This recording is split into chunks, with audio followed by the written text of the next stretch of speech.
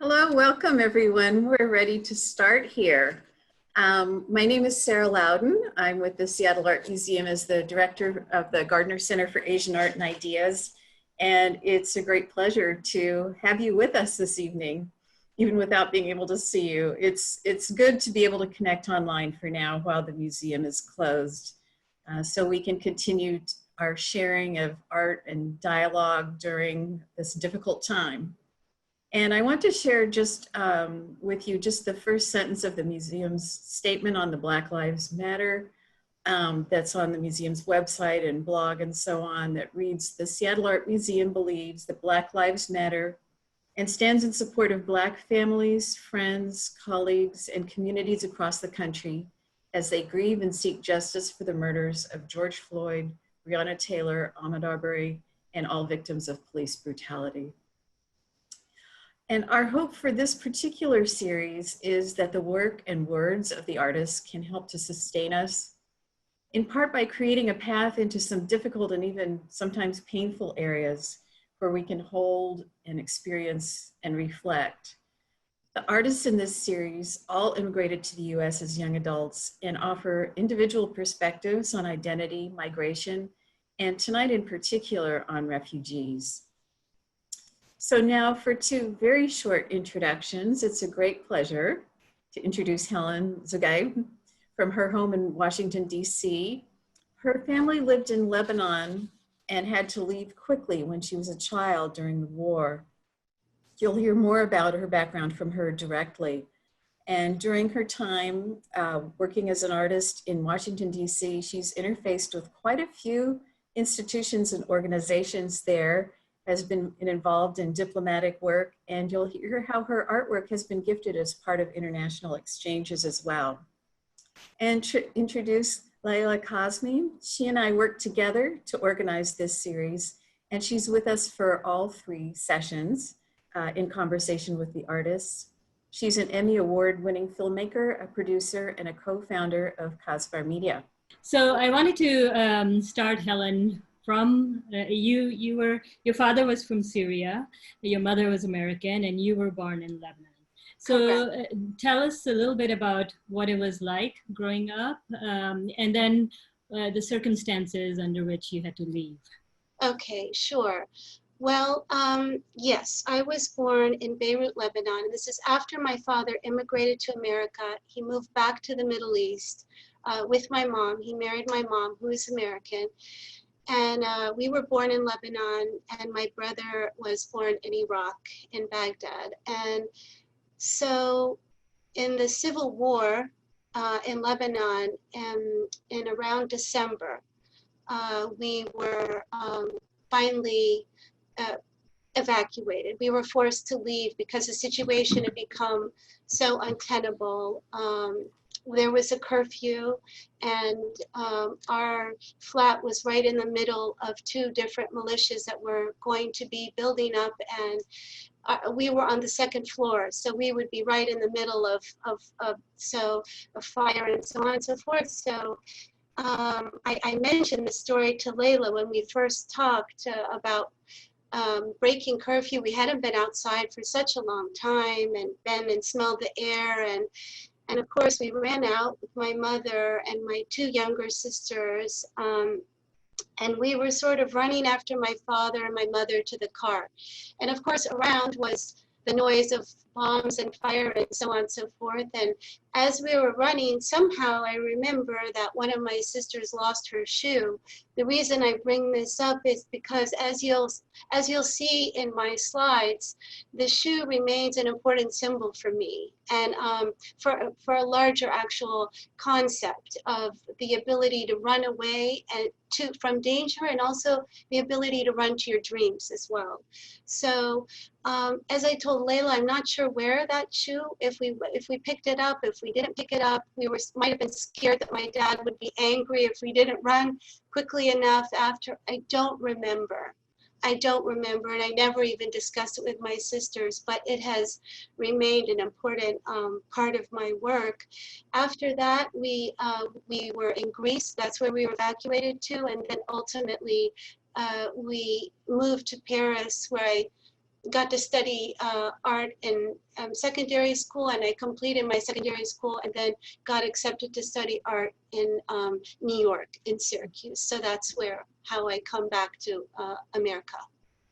So that experience of having to leave suddenly under duress has been so central to your work throughout. Yeah, I mean, even if you don't think about it all the time, it's there. And what it creates is an empathy, and a deep empathy, I would say, and a sensitivity, especially to what's going on now, certainly in our part of the world. Our meaning the Middle East and so on and so forth.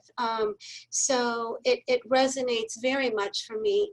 And I hope tonight, you know, my overall objective here is, because you want to say, why does this matter?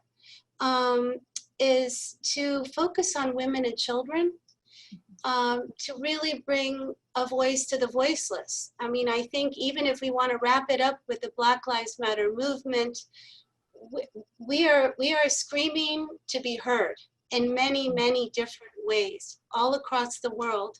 And so I want that to be something that you'll think about as you watch as you look at some of my work and see the latest body of work that I've been working on now. So.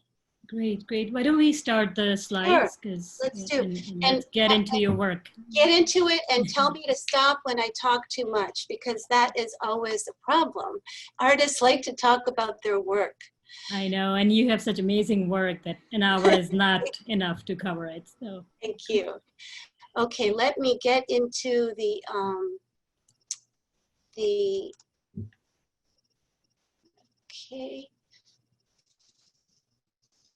Now, hopefully everyone can see that. Mm-hmm. Yep. So that's the shoes that you mentioned, which have been very personal to you from your own experience, but it's also something that's, you know, so representative of the journey of refugees, migrants from anywhere in the world. Absolutely. I mean, these are little shoes that I began painting several years ago, and they've actually continued representing these children that are fleeing from hardship.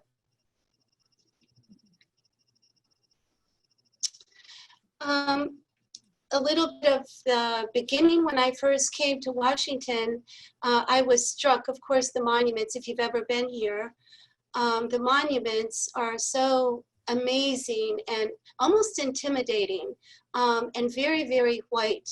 So I thought to myself a couple of things. I thought, you know, I'd actually like to put my own background and my own, and the background of other people who've come to this country from outside, to reawaken the Americans who live here, who may take these ideals for granted. And when so many people are trying to come. So I thought, I'll repaint these. So it'll grab their attention once again, and they can appreciate why so many people want to come to this country. You can see this piece we're looking at is one that Secretary Clinton gave as a gift. Yes. Of Morocco. Yes, isn't that amazing? Mm-hmm. You know, and all these things, I never get to meet these people, but my painting meets the people. So let's go through these and tell us a little bit about the patterns and colors, that your choices of colors for these. Sure. In the monument ones, in these, the first two, I am using sort of red, white, and blue palette, echoing the American flag, but also you see here Asian motifs, Egyptian motifs, Islamic motifs, anything that I could fit in there that I just transformed it into sort of like a Taj Mahal or something like that. Mm-hmm. This is the Lincoln Memorial with the reflecting pool there. This was one of the only pieces that I did sort of plein air, if you wish. I went and I sketched it, and then I came back and painted it. These seem very much to me like, you know, coming here and trying to reconcile the two identities, becoming American and also, you know, reconciling your heritage with it.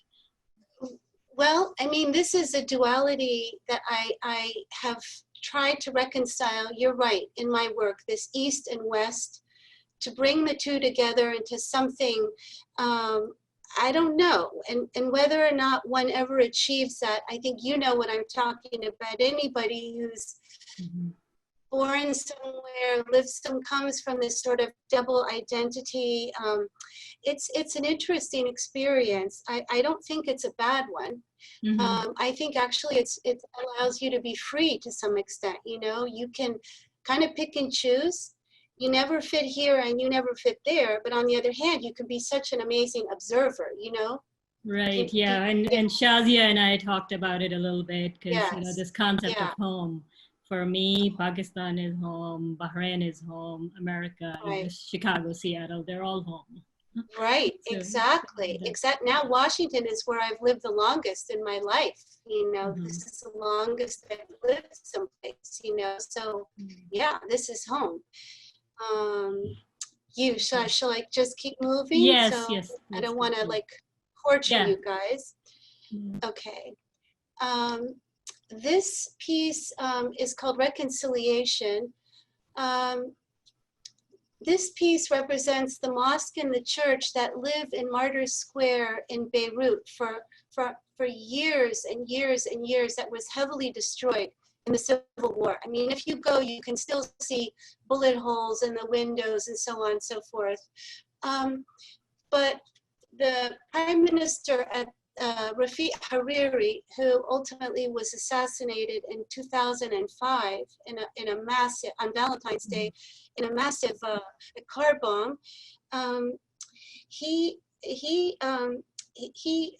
gave this piece to George W. Bush at the White House in 2004 as a gift from the Lebanese people. So this was such an amazing honor for me. The man, I was thinking about it in preparation for today, and the man actually who came to my studio was one of the people who was looking at my work. He was killed in that assassination, actually. Oh, wow. So yeah.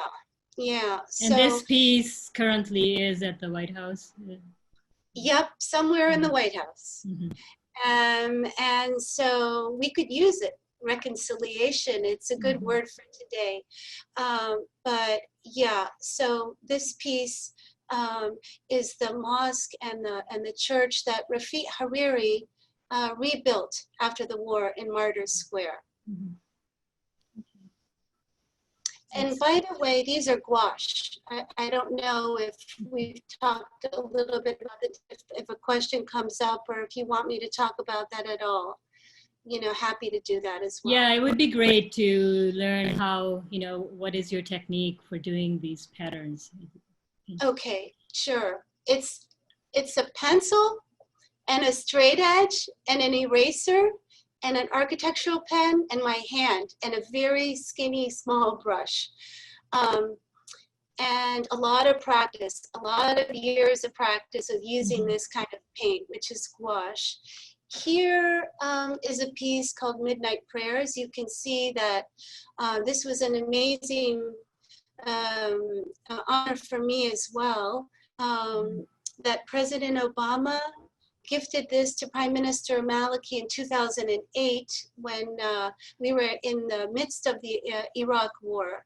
And the Prime Minister at the time of Iraq came, and this was given to him as a gift. As a gift from American people. As and this, yes. And that's one of the things I found so intriguing, and I think it's representative how artists cross borders. You know, we have, or you showed an earlier piece where a Lebanese prime minister who came to America gave a gift to Americans from Lebanese people, and it's your work.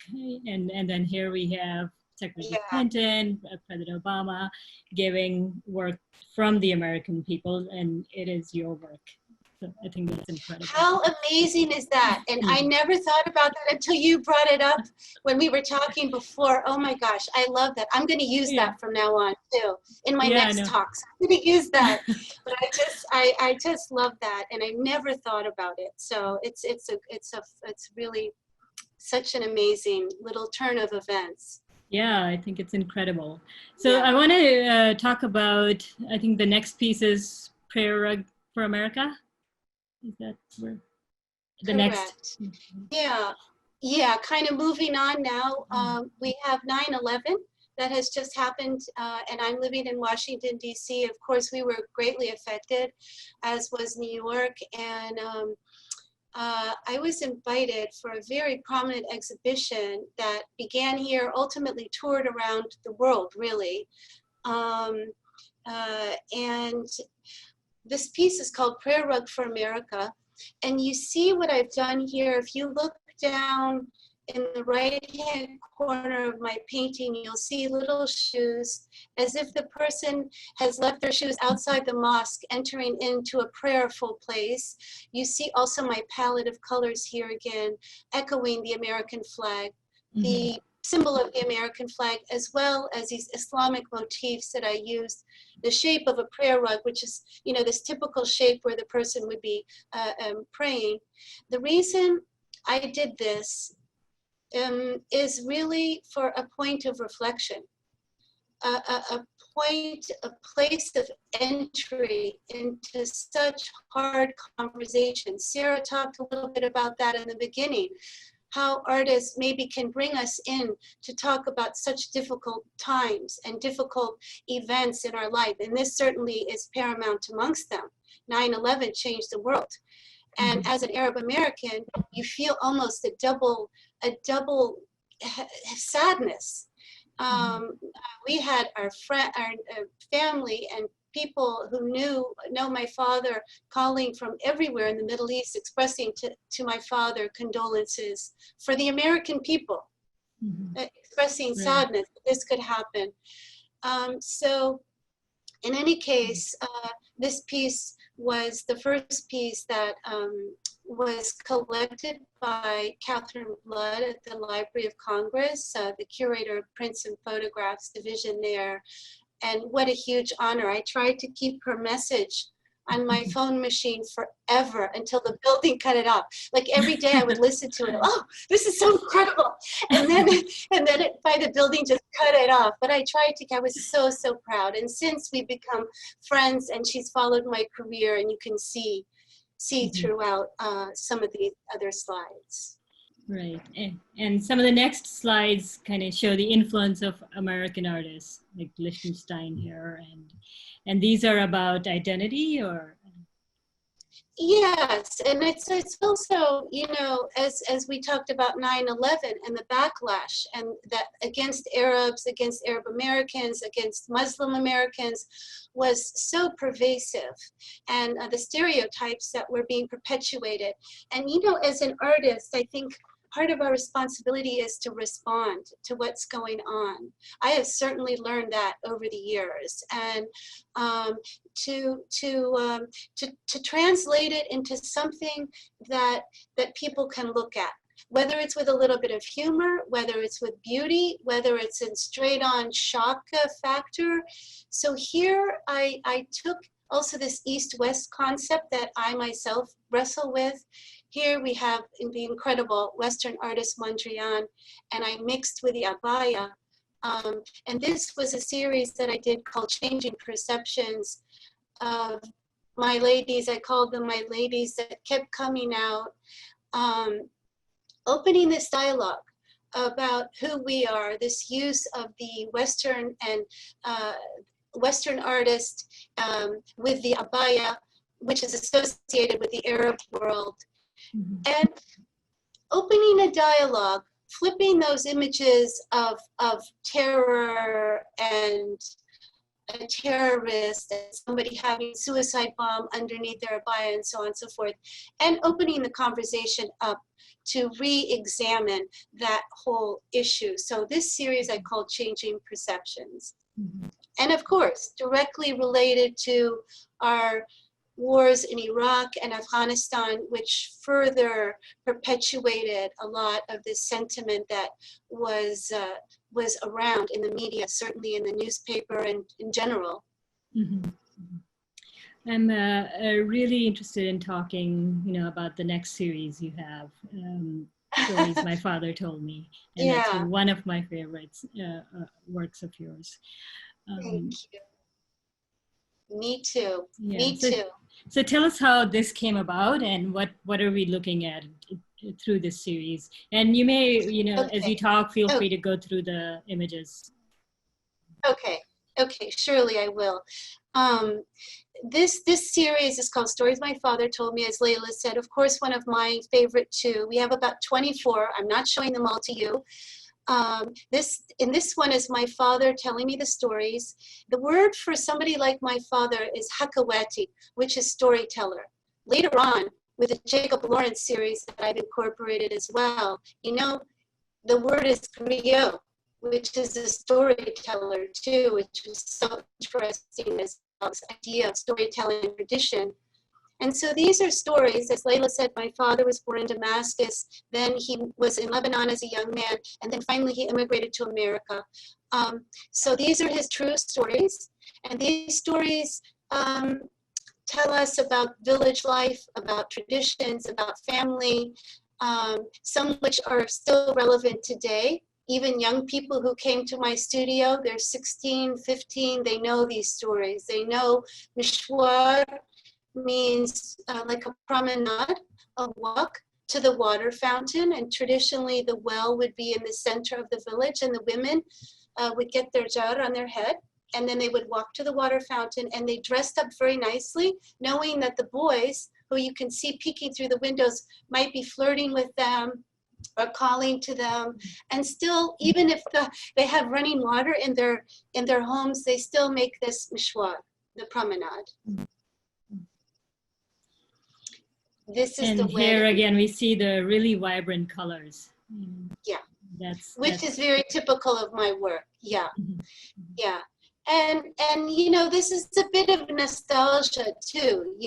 I mean, I'm now painting after not have been in Lebanon and the Middle East it'll turn to be 35 years. We'll get to that in that point. But so a lot of this is, in my mind, nostalgia and some, but this one is about the wedding. When a woman would get married in the village, she would have the zephi, what are the musicians, and the procession, and anyone can join in the wedding. The villagers, doesn't matter. Everyone, kids, chickens, doesn't matter. Just go along with the donkey. Here you have her husband leading his bride to her future mother-in-law. And I made the mother-in-law looking kind of angry. And but anyways, the tradition would be that when the bride enters into the home, there would be a dough called khamire dough, which would be stuck up in the archway of the home. So the idea was to have it very sticky, so it would stay up as the bride entered, and this would mean the wedding was going to last. And the other little tradition is the bride would be given a pomegranate, and she steps on the pomegranate and scatters the seeds all over. Also, she ruins her white dress, by the way, but she would scatter the seeds, which would indicate her fertility in the marriage. Interesting. Yeah. And I wanted to just mention these images, Stories My Father Told Me, are part of a book that's currently a new book that's out by a press that's based in Seattle. Yeah, Kuhn Press, yes. And I'm so excited, so proud. And this was really, to have that happen was a true dream come true. I had envisioned it handing the book to my dad, who did not think that anyone would be interested in his stories at all. He kept saying, these are private, these are family, nobody will be interested in these stories. But we proved him wrong. So it was a moment when I got to hand it to him. In this piece, this is the birth of the baby. You see, traditionally the woman would be in her bed for 40 days. And her husband would put on she would have a clean bed jacket to receive the villagers who would come in and pay their respects and congratulations to her. You see, we have the midwife there. And the dish of being offered is called muhli, which is a sweet that's offered when the baby is born to everybody who comes to wish the baby good blessings and the mother and so on and so forth. When the baby receives his first tooth, there's another dish which is crunchy, indicating the baby can then chew. Like he has a tooth that it's a little crunchy. Down in the corner, I put the husband smoking the hubbly bubbly or the shisha, not doing anything, but he would never be in the room. And the kitty cat would never be out of the bed. That's a little artistic liberty.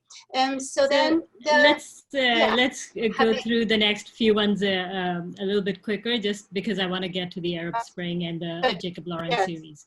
And okay. Like I said, I have so much to talk to you about, and I wish we had so much time. Next time. We'll do it next time. This is finally when my dad comes to America.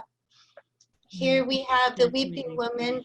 We're jumping now to 2006 when I was finally supposed to go back to Lebanon. It didn't happen. We had a war with Hezbollah in 2006 and I was unable to paint. And finally, this Weeping Woman, echoing of course Picasso and his Weeping Woman, came out. The motif of the kafia in the back. This became a series as well. This has a big story behind it. She's holding a picture of her loved one who's lost in that war. So this is 2010 now, and I get a big chance to exhibit my work in Beirut and finally go back home to Lebanon. For the first time in 35 years. When we left my father in Lebanon, actually, when we were evacuated, I said to him, when are we going to come home? And he said, you'd be home in 1 week, that we would be home in 1 week. And we were going to Athens for holiday. That week was 35 years. And finally, I get to go home, go back to Lebanon. And this is the first piece that I did. I've never done something like this before. This is a detail here. You can see I've written the word bait. Laila could read it because she can read Arabic. Right. This was one of my favorite works of you. I think it's very, very powerful. And I think anybody who's been through migration, who's an immigrant or refugee, this has such deep meaning. Bait, home. Exactly. And I began in the middle and I worked my way out. And it was one of the most, as I told Laila earlier, it was one of the most painful paintings I've done. My hand kept cramping up. I wasn't used to working like this with my hand because I used a pen, an acrylic pen and not a brush here. And it made me want to just stop and then I realized, somehow in a crazy way, this pain is imbued in my leaving and the tragedy actually of leaving and what happened. And now here we are with this idea to go home. All my Arab friends call this bait. They just call it bait. But my title was Circle Home. It's Circle Home. And as you say, the idea of where do we call home? If it's forced leaving, if it's voluntary, where is it that we call home? So now Laila, we're jumping to, I come back from that trip. We were in Lebanon and Syria and Jordan. And a few months after returning to America, we have the quote unquote Arab Spring beginning.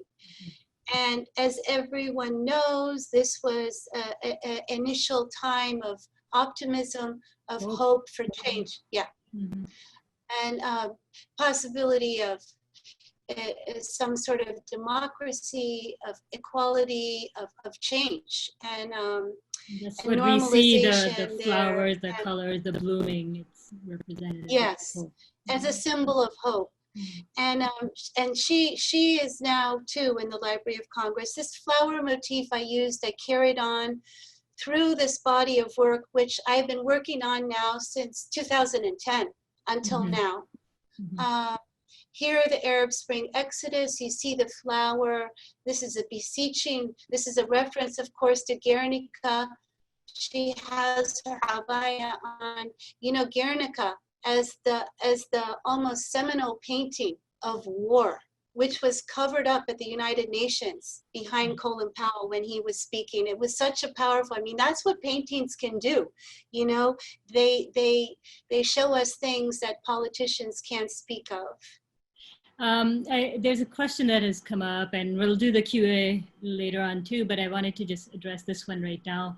Can you give us a sense of, you know, the dimensions, the size of these paintings? Yeah, sorry I didn't put that on there. In inches, this is about 20 by 30 inches, so fairly large for me. I think the largest that I work with gouache on paper is about 30 by 40. So this is about 20 by 30, a fairly good size. So did I move too fast? Do you want me to?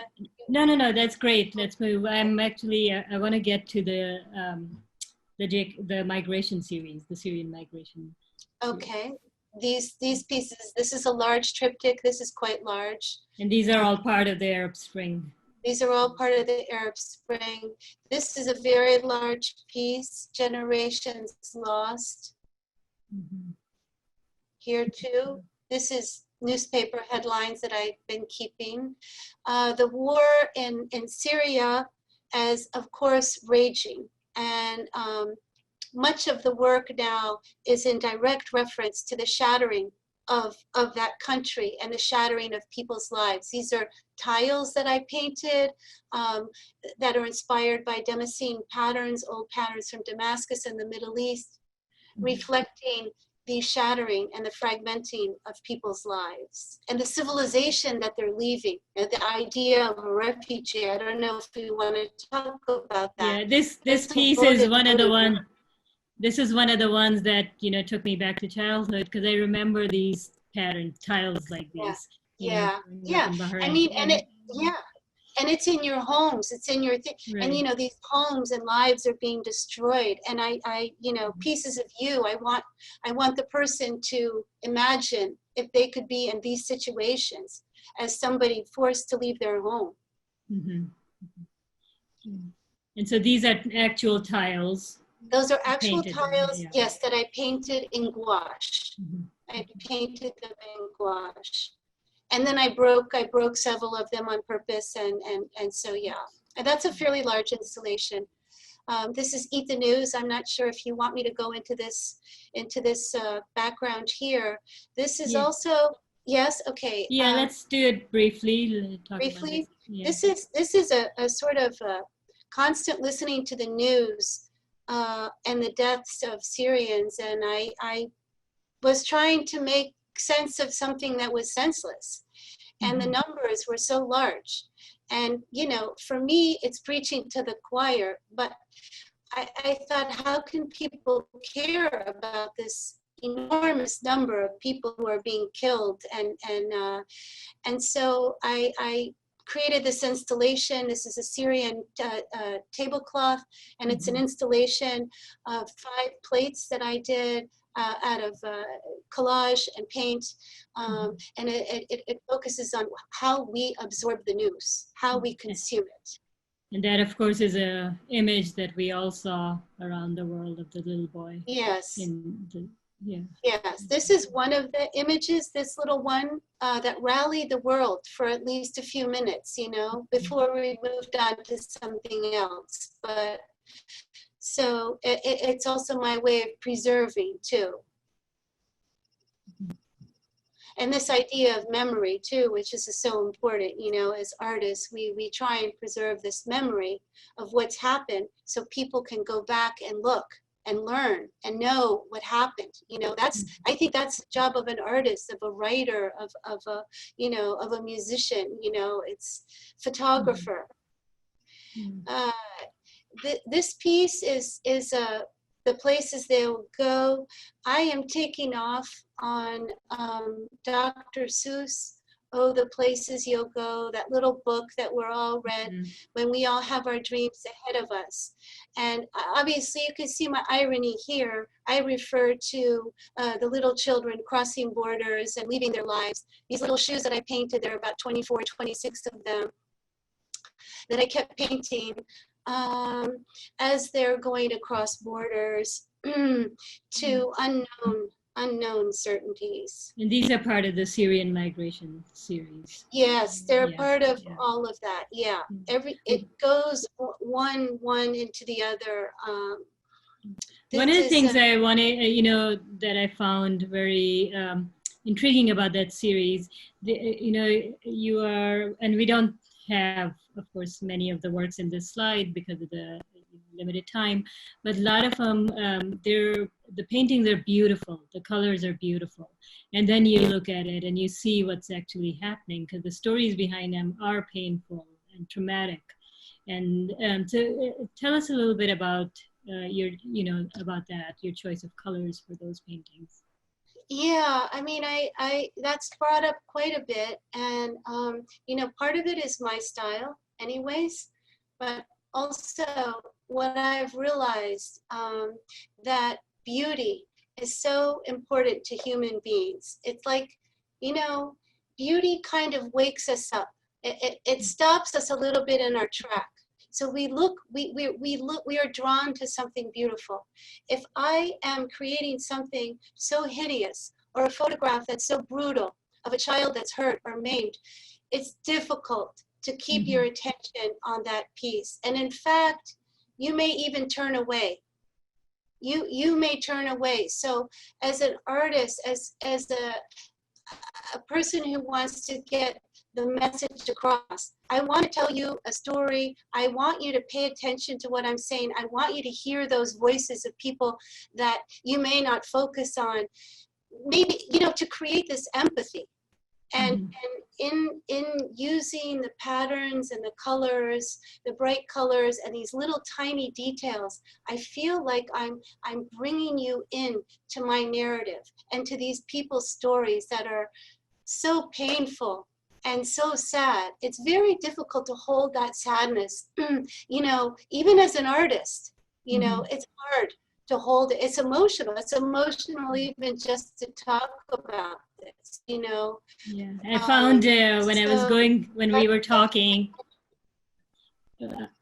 sorry, I was just going to say, when we were discussing your work and just going through your paintings, one of the things that struck me I'm a filmmaker, I'm a storyteller, and I felt there was so much commonality, because each of your paintings, there's a story in there, and that's, you're doing the same, you're telling your stories in color and paint while I'm making documentaries. And so, and I feel like, as a collection and also individually, each of the stories I can kind of see a story unfolding in these works. It's amazing.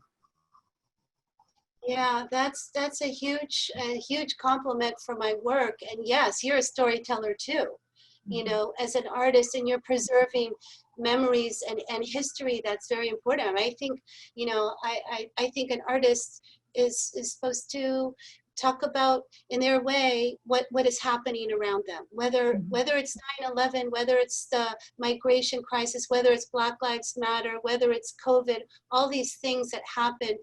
We are charged in a way with documenting them, as you are too,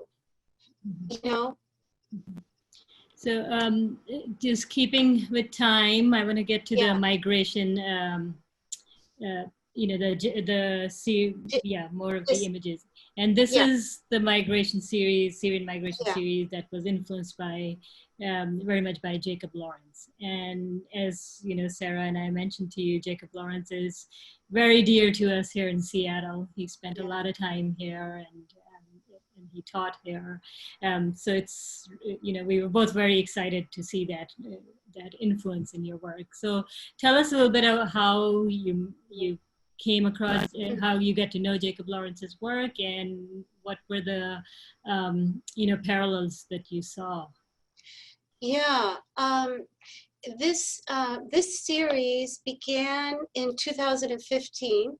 I'd been working already on the Arab Spring prior to that, and this whole series began when the people were fleeing out of Syria to find safety and shelter, Turkey and France and Germany.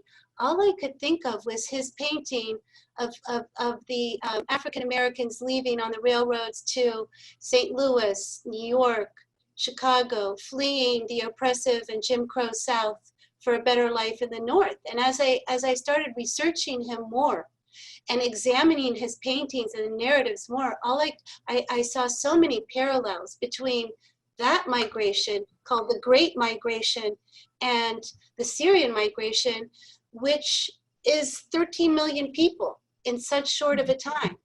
And the reason I also felt it was important to talk about it and to paint about it is because it's affected the world.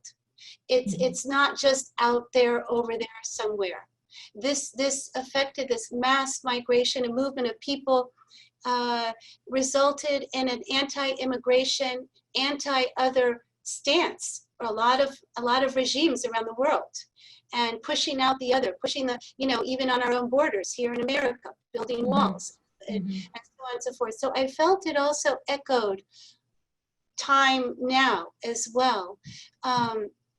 And, in Jacob Lawrence, he did these paintings in 1940, 1941. This migration begins after World War I and continues about up until 1970. Here I have the beginning of the revolution in the streets in a town outside of Damascus in Syria. You can see my elements here. As with his, I also accompany with a short narrative that Jacob Lawrence took us through this timeline of the migration, of the Great Migration. And my hope also is to take a viewer past or present to this timeline of what's happened since the revolutions and the protests that began in the streets in Syria. This is about the drought that was a big impetus, also a reason also that a lot of African Americans left. Their crops were there was a huge drought. And so the farmers moved into Damascus, over 1 million of them, that instigated further revolution and protest. There was no job for them. So in Jacob Lawrence's paintings, hopefully people after tonight will go look at Jacob Lawrence, or and you can see some of these parallels that I've done here. He has birds, and these are fighter planes. This one refers, in his piece, it was starvation as well. They faced hunger here as well. This is in Aleppo or Halab, and there was a siege there for over 2 years. This is freedom. This is the detention of people that is a continuing problem. Again, can you tell us some of the sizes of these pieces? Yeah, that's a really good question, because in keeping with his concept and his moving through his panels, his pieces are 12 by 18 inches. And so these are also 12 by 18 inches. And these are in gouache. So I wanted to keep that as well. And of course they keep moving. And in his series, they're punctuated with these movements. And he keeps saying the migrants kept coming and the migrants kept coming, as do they. They keep moving, they keep trying to find safety and shelter. In this series, there are about 36 till now. We're not showing you all of them here, of course, but there are plenty more. This is, of course, being stopped at borders and being refused to come in. And this is a series, you said you're continuing, you're still working on this. I'm still working. I'm still working. I've done several new pieces during the lockdown, so it's continuing. I feel like until we're finished with the story. you know, that I feel like I can represent it in a whole picture, a whole timeline. It won't ever really be finished. Just as Jacob Lawrence's migration really isn't finished. We still have today protests in the street reflecting of this time, you know. Right. I mean, yeah, it's like prophetic. This piece was used here is them fleeing, of course, you know, in the dinghies. This doesn't directly relate to Jacob Lawrence, but it's definitely part of the story. So I decided to paint as well. Yeah, this is one of the ones where I looked at, you know, that the colors were so beautiful, and yet the story behind it so hard. And of course, this one is the very painful story of the little boy. This is a painful story that I wrestled with as well. I mean, this is a very famous photograph, like the ambulance picture that rallied the world. A photograph did it of this little baby Aylan Kurdi who washed up on the shore, for those of you who don't know, and a Turkish soldier found him. Well, I wrestled too with putting this in the series. But after all, that's what happened to a lot of them. They died on the way trying to seek shelter and safety. You know, I had a group of Syrian refugee young people come to my studio because to see my work, we share a lot. And you know, when talking, there was one boy who was very quiet. He wouldn't talk very much. And then I started showing, I didn't show this picture, but I started showing pictures of the migration. I looked at him and he was crying. So I stopped what I was doing and I went over to him, I hugged him, and I told him, Habibi, which means my love in Arabic. I said, Habibi, I'm not gonna forget about you. I'm gonna keep telling your story. You know, that's why I did this too, you know. We're almost to the end, Habibti over there. So this refers to Idlib, the fighting that's ongoing now. Over 1 million people bombed and trying to be forced out of leave in our northern Syria on the border of Turkey. Mostly women and children, by the way. And children as young as 12, separated in case they might be fighters, because this is a rebel holdout. And they're being bombed mercilessly. And trying to find shelter, there's none. And so on and so forth. And then this is the last one. I hope I didn't talk too much. Did I? No, you did great. And this is such a power, and this is one that you recently painted. And I see the masks. I see I Can't Breathe. So is this a response to the current times we're going through in our country? Absolutely, it is. This is called Muffled. This here again is a large piece. It's 30 by 40. You see my use of the abaya and the veil. I'm also playing on the idea of we're all now behind our masks globally. And what I was thinking about here, I put I Can't Breathe, is this is a global pandemic in terms of COVID, but also a global response to injustice and violence. And so you have this idea of muffling, of not being able to speak, of being silenced. And the way they're looking so directly at you, they're confronting you with this and this injustice. And so these patterns are from all over the world. I wanted to represent from all the different continents. And I feel that, you know, that this is something that represents humanity, you know, that we are not different from one another.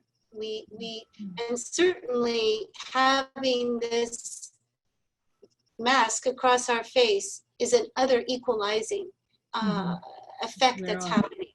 Right, we are all going through it globally. Yeah.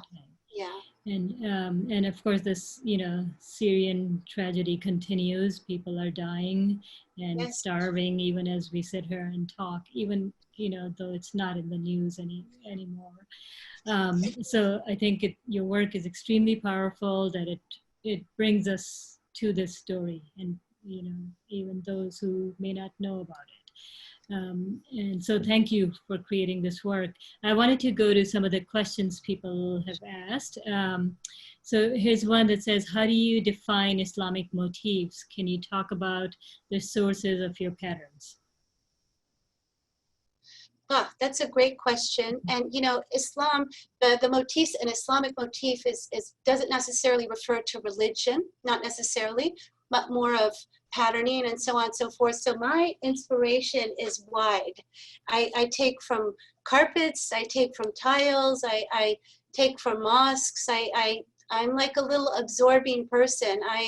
And it's how also growing up in the Middle East, you see all these beautiful patterns around you. You can't run away from them. Mm-hmm. So for me, I use them to tell a story, yes, but also as an element of beauty in my work as well. There's a duality there too as well. There is the piece Unfinished Journeys. There's the pattern in there you had talked about. That's a very, common pattern that we see in the Middle East. And tell us a little bit about that one. Yeah, this piece. This is an 11 color silk screen that I was invited to do by Navigation Press and Helen Frederick. And here, Laila is referring to the patterning, this Islamic pattern that is one of the layers. And another layer on top of that is gold. It might be a little difficult to see here, but it's also this idea of the journeys that we take in our lives, these little pieces and of the movements that we do in our lives and our journeys, and the use of my shoes in this painting also, whereas the child didn't even have time to tie up his shoe. He was fleeing so quickly. And